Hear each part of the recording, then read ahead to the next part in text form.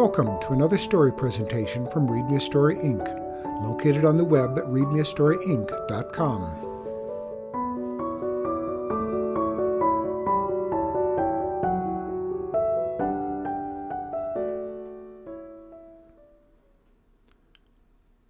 The Magic Carpet by Sophie Masson.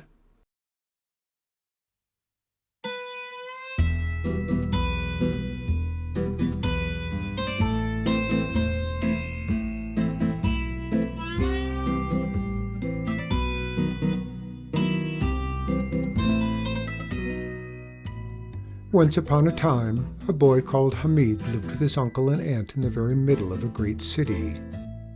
Hamid's uncle and aunt kept the best-known carpet shop in the great city, and people came from near and far just for a chance to look at their marvelous carpets. Hamid's uncle, who was as thin as a stick of cinnamon, and his aunt, who was as round as a honey cake, greeted everyone at the door with a bow and a smile and a flash of gold teeth. They dressed in fine silken clothes, and Hamid's uncle wore a tall, dark blue silk turban, and his aunt a gauzy spangled scarf. But poor Hamid had no silken clothes, and no dark blue turban. He was hardly ever allowed in the shop, only occasionally at night when no one was about.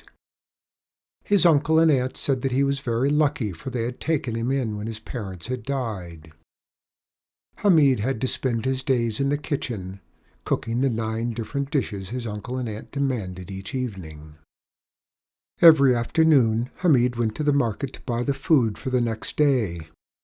This was at the time when his uncle and aunt closed their shop and slept in their grand, silken-hung bedroom. But Hamid was never allowed to sleep or rest in the day. When he wasn't cooking, he had to take bundles of laundry to the washer girl, or polish silver till his arms ached, or beat carpets until his face was covered in dust. Yet Hamid loved the carpets. He would have stayed all day in the shop if he had been allowed, fingering the rich stuff of the carpets and dreaming of the places from where they came.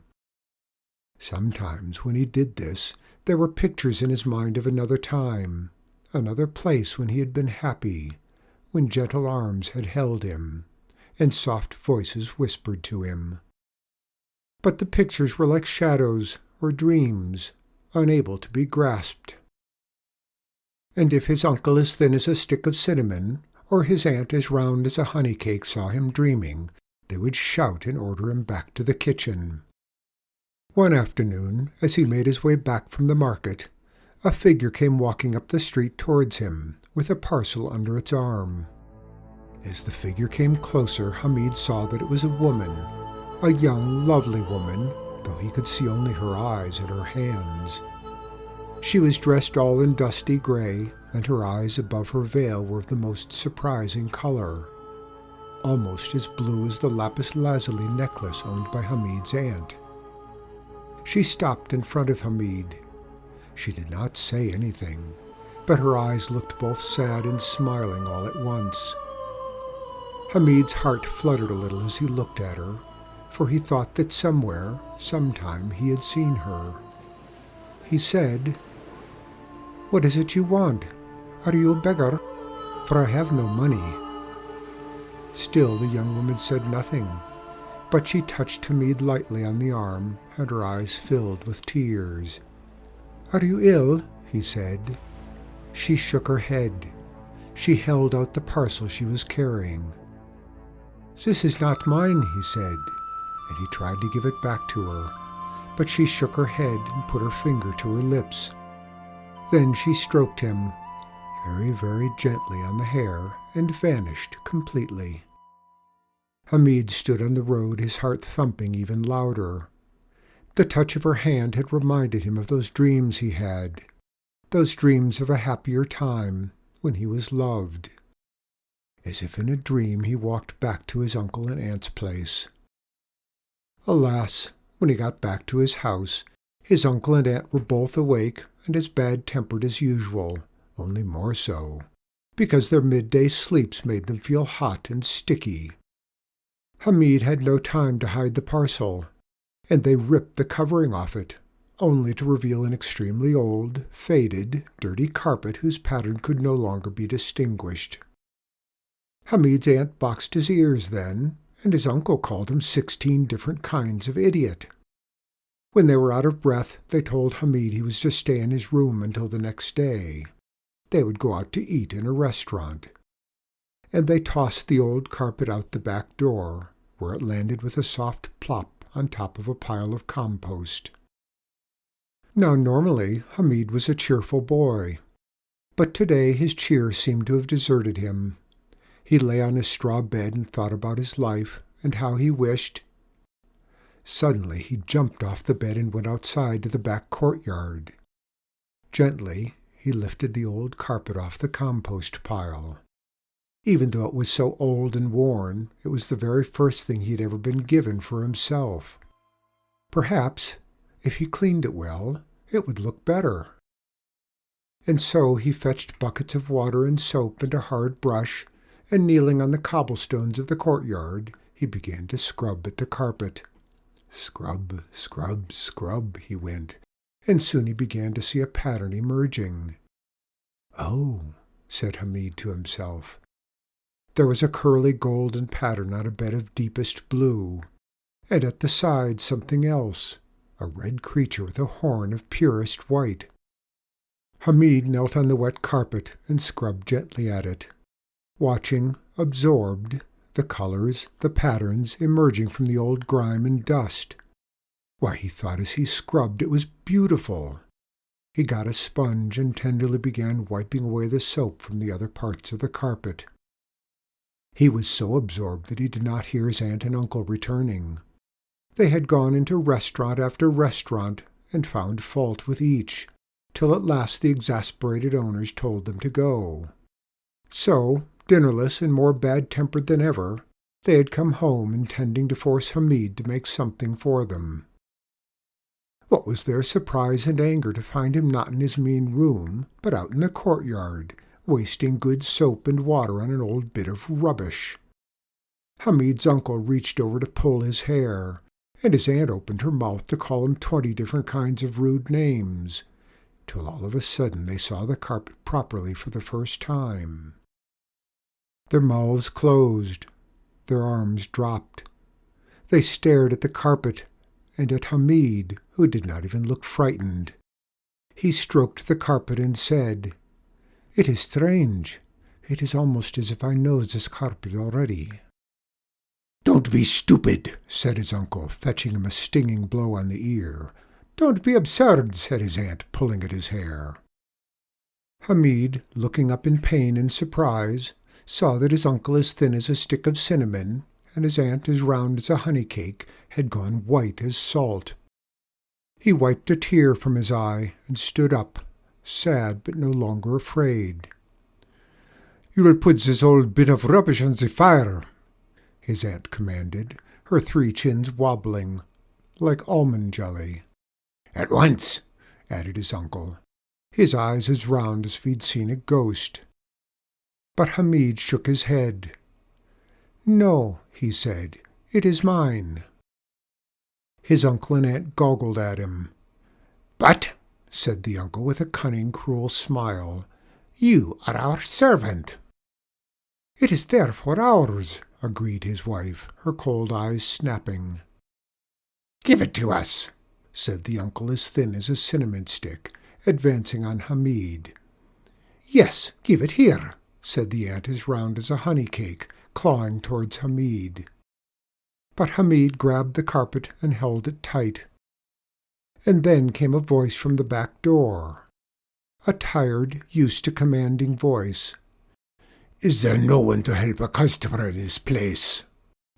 Instantly the uncle and aunt's faces changed, from being white, mean, tight, cruel, until they smoothed out into smiling brown masks. "Oh, your Highness," simpered the uncle. "Your gracious lordliness," wheedled the aunt. "It is only this silly boy of ours, who will not drop his bit of old rubbish. Come, Hamid," she said in a silky voice. The man at the door frowned. Hamid saw a short, grey-haired man, wearing splendid clothes and a vast white turban. There were lines on his face, of crossness and something else, something deeper and sadder. The man looked back at Hamid. He blinked, wiped his hand across his forehead and said, "I came to buy a carpet. If this is the way you treat your—" But then he stopped. He said, still looking at Hamid, "Strange. Oh, you remind me so much of— But no, it isn't possible."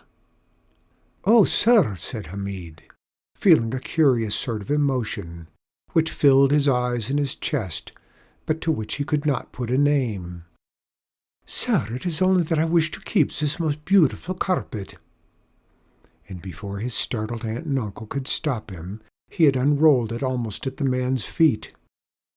The man started violently.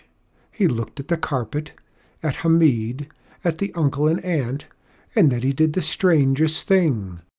He burst into tears. Then he took Hamid in his arms, still crying, and said, "My son! Oh, my son!"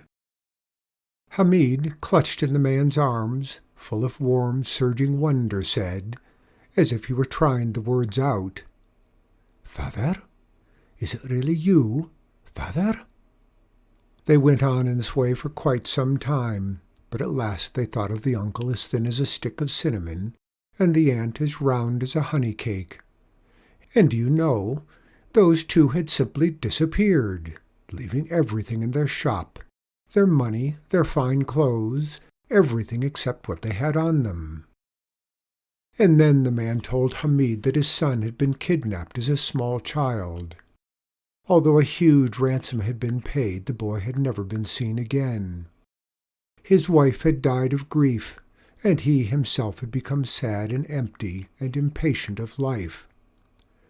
"And now, my son," he said, weeping and hugging Hamid, who was his son, "here you are, and there is the carpet, the very carpet on which you had been lying when you were taken." And from the big pocket of his robe he had taken out a miniature of a young woman and showed it to Hamid. A young woman with a soft, round face and amazing lapis lazuli eyes that seemed to smile right into Hamid.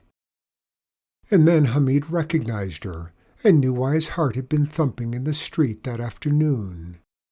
In his mind came a picture of her, not sad any more, but smiling, her sky eyes sparkling as a spring morning. And in his mind she held out her hand to him and whispered, my son, oh my dearest son." And when Hamid and the man who was his father were back in the prince's, for he was a prince, you see, marvelous marble and filigree palace, they talked long into the night of the wonderful and terrible things that had happened. And so long as they lived, the old carpet had a pride of place in the most beautiful hall of the palace, under the portrait of the princess, Hamid's mother, with her lapis lazuli eyes.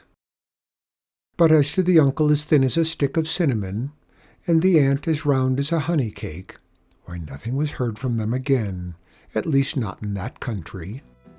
But I have heard it whispered that in a cold and dusty and forgotten corner of a far distant land there is a greasy restaurant with a dirty kitchen, where day after day a bent man as dry as a stick of thin grass, and a woman as squashed as a melting cake, stand in front of a vast pile of dishes and wash, their arms up to their elbows in scummy suds.